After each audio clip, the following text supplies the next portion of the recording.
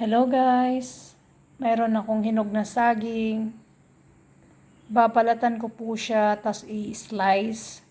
Pagkatapos ipi-freezer ko po para hindi po siya masayang. Samahan niyo po ako. Hello guys, balatan ko muna lahat. Pagkatapos i-slice ko siya.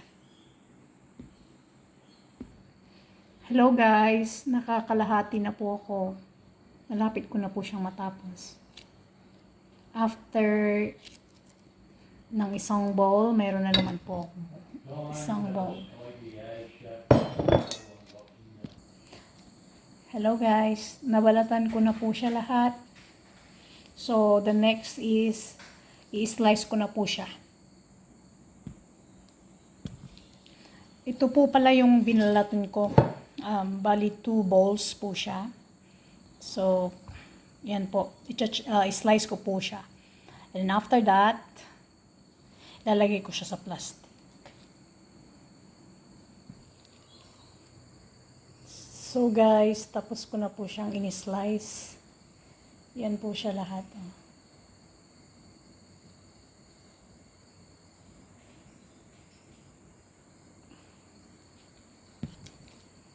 So, ilalagay ko na po siya sa Ziploc.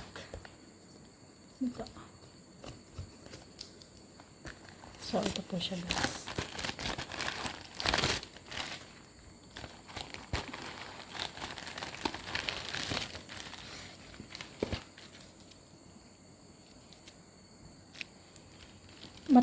Malapit na po akong matapos. So,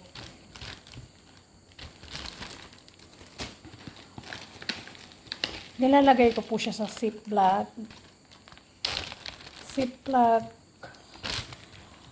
para if ever kung gusto po namin kumain ng uminom ng smoothie, meron po kami ready bananas.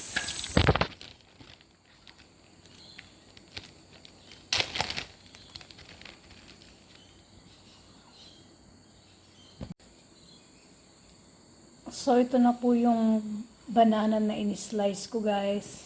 Nilagay ko na rin po sa plastic.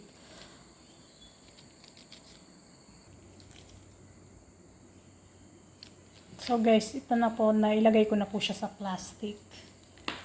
So, nakagawa po ako ng 21 small bag ng banana. Good for 2 person na siya. So, yan na po guys.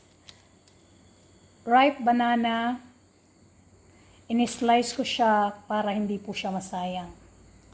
Kasi 2 tao lang po kami nakakain. Hindi po namin siya makakain. Kasi lahat po sila hinog lahat. So, sayang lang. So, instead na itapon, in-slice ko siya. Tapos, ipi-freezer ko.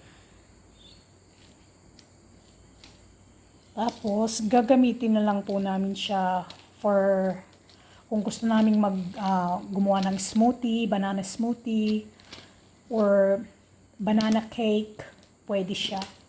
So, ito na po yun guys. Thank you po.